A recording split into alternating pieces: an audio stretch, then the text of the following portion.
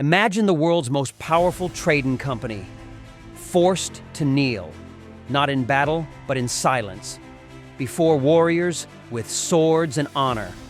The Dutch East India Company ruled the seas. But in Japan, they were nothing but quiet guests. This is the untold story of how the VOC bowed to the samurai. In the early 1600s, Japan began closing its doors to the outside world. Foreign ships became rare.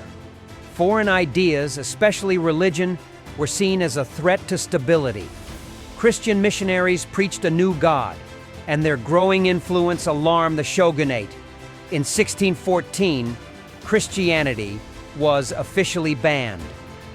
Japanese converts were persecuted. Over the next decades, the Portuguese and Spanish were expelled, their churches dismantled, their presence erased.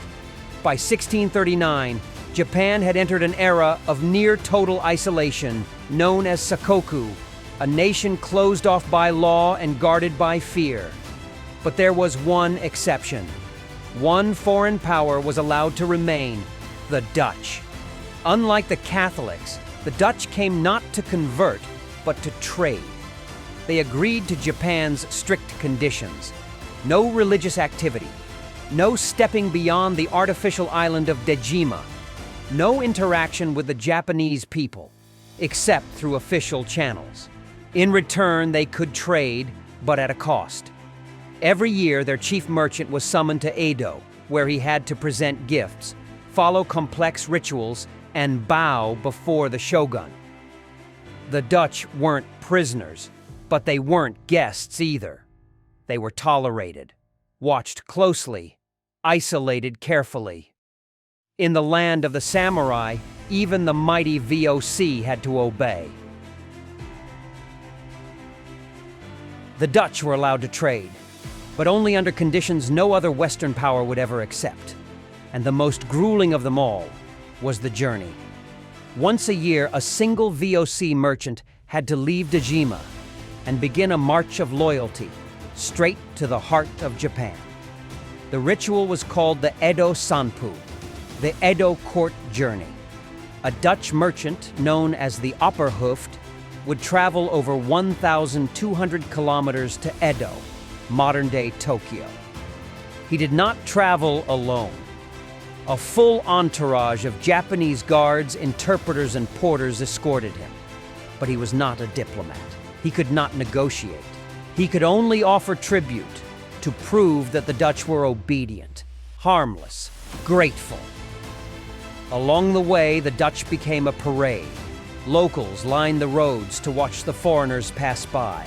In some towns, they were dressed in bright, almost clownish robes. They performed Western music. They danced, bowed, and smiled, on command. It was part diplomacy, part theater. But for the proud VOC, it was a performance they couldn't refuse.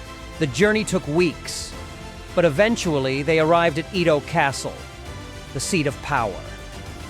There, the Dutch Opperhoofd would kneel before the shogun. He would offer silk, spices, clocks, maps, all signs of goodwill. He could not speak unless asked. He could not look the shogun in the eye. This was not a negotiation.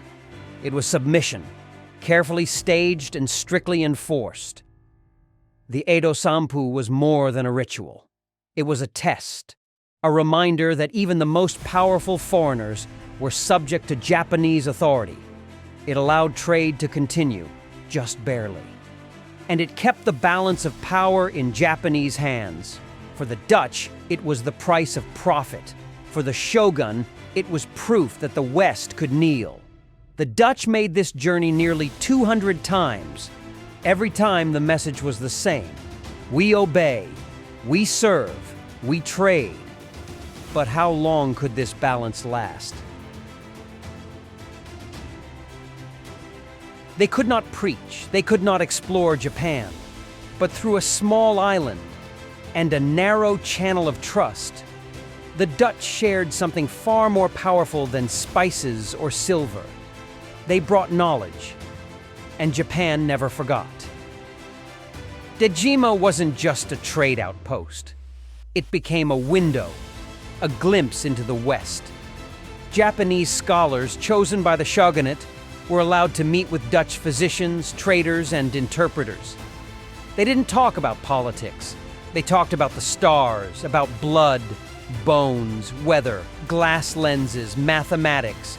This unofficial school of thought became known as Rangaku, Dutch learning.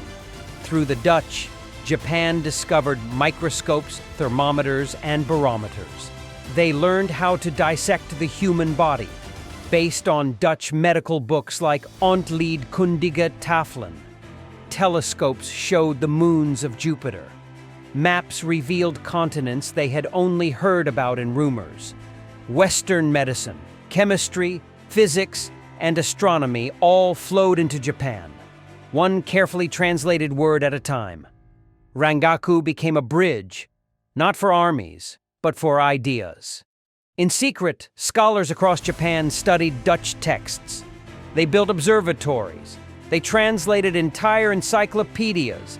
Some risked punishment for owning banned books, not on religion, but on science. This quiet revolution would stay underground for centuries, until Japan would one day need that knowledge to catch up and compete with the West. Japan closed its doors to protect itself, but through that one small door, Dejima, a new world slowly slipped in. And while the Dutch couldn't preach or conquer, they left a deeper mark than they ever imagined. The Dutch never ruled Japan, but they helped shape its future. For over 200 years, Japan watched the world through a keyhole, through one island, through the Dutch. But the world would not wait forever. And in 1853, it arrived with cannons. In 1853, U.S. Commodore Matthew Perry arrived in Edo Bay with 4 steam-powered warships.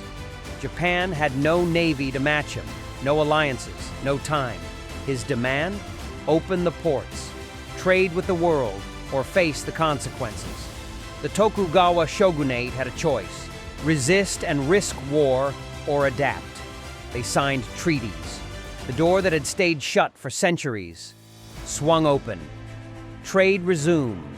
Foreign embassies arrived. And Dejima, it was no longer the only window. It was now just a memory. For over 2 centuries, the Dutch had been the only Western voice in Japan.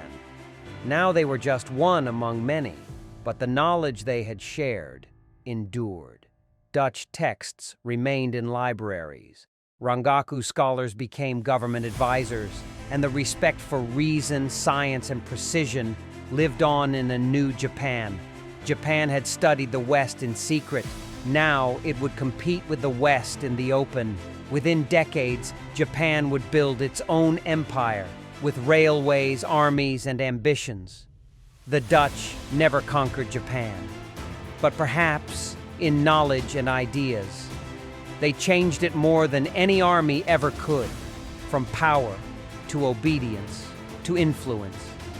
The story of the Dutch in Japan is not one of conquest, but of patience, trust, and unexpected legacy. If you enjoyed this series, subscribe for more hidden histories. And remember, sometimes the quietest guest leaves the loudest echo.